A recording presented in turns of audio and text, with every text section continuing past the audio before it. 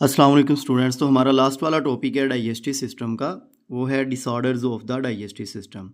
हमारे digestive system में बहुत सारे डिसऑर्डर या बीमारियां होती हैं, डिजीज़ होती हैं, लेकिन यहाँ हमारी बुक पे 3 डिजीज़ दी हैं, हम उनको पढ़ेंगे।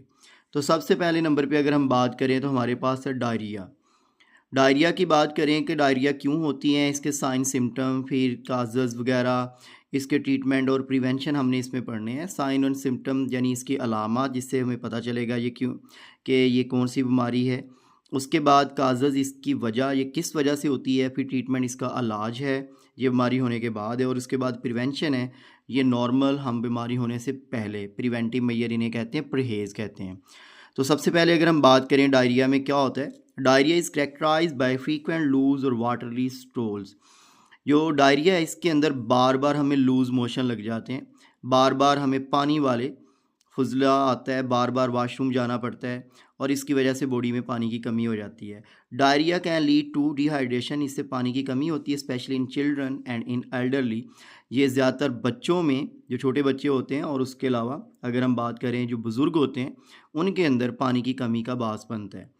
फिर अगर हम इसके साइन और सिम्टम की बात करें कि इसकी अलामात क्या होती हैं, तो इसमें सबसे पहले नंबर पे एब्डोमिनल क्रैम्प्स और पेन, पेट में पेन होता है और क्रैम्प्स पड़ते हैं, थोड़ी थोड़ी देर बाद पेन होती है।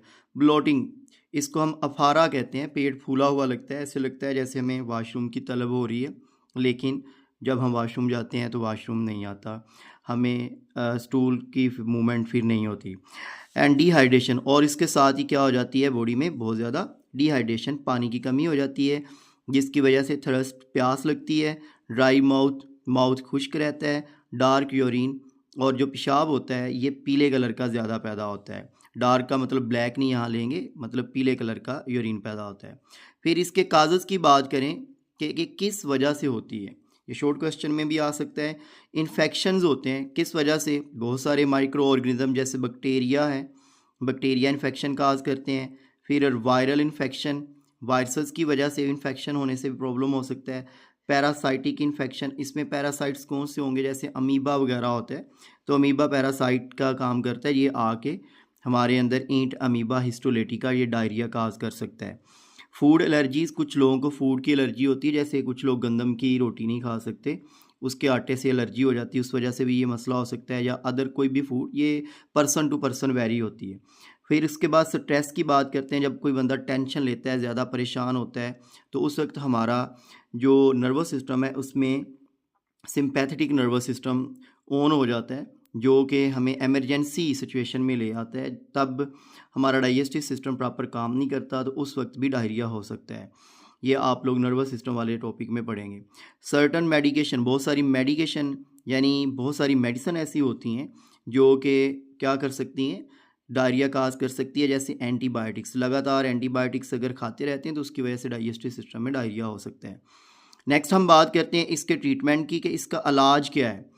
तो इसका इलाज है ड्रिंकिंग प्लेंटी ऑफ फ्लूइड, हमें पानी पीना चाहिए फ्लूइड वाला, मशरूबात वाला। अकेला पानी पीने से बॉडी में पानी रिटेन नहीं रहता, तो हमें फ्लूइड वाला, मशरूबात वाला पानी पीना चाहिए, जैसे जूसेस वगैरह पीने चाहिए, या हमें टैंक वाला वाटर पीना चाहिए, या जो शिकंजवी होती है उसको हमें बना के पीना चाहिए, नींबू पानी जिसे हम बोलते हैं। तो इससे ये क्या होगा, बॉडी में पानी की जो कमी है वो पूरी हो जाएगी।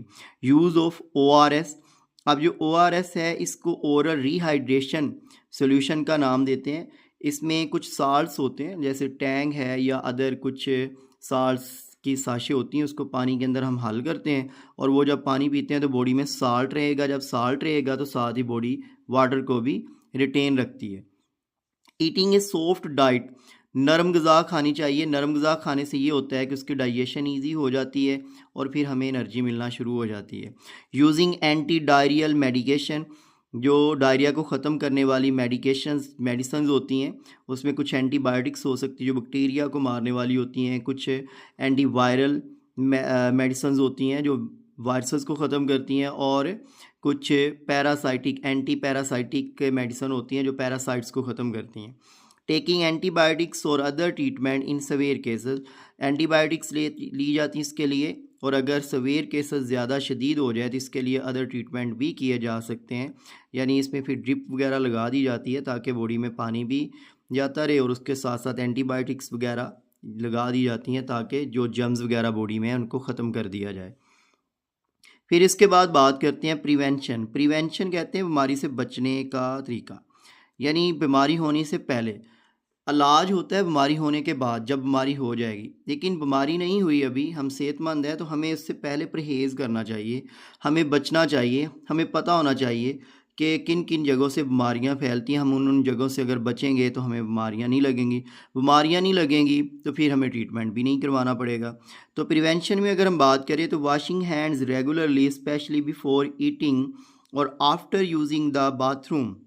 हमें अपने हाथों को रेगुलरली धोना चाहिए, कब? खाना खाने से पहले और वॉशरूम यूज़ करने के बाद। असल में इसकी मेन वजह जो ये है कि जो इंसान का फीसस होता है उसके साथ कुछ बैक्टीरिया, वायरसेस और जो पैरासाइट्स होते हैं, ये अगले पर्सन की फूड के अंदर अगर चले जाएं तो उससे ये बीमारी फैलती है। अगर हम वॉशरूम के बाद हाथ धो लें या खाना खाने से पहले अच्छे से साबुन के साथ हाथ धो लें तो फिर ये जर्म्स वगैरह ख़त्म हो जाएंगे, तो इस वजह से इस बीमारी के चांसेस कम होंगे।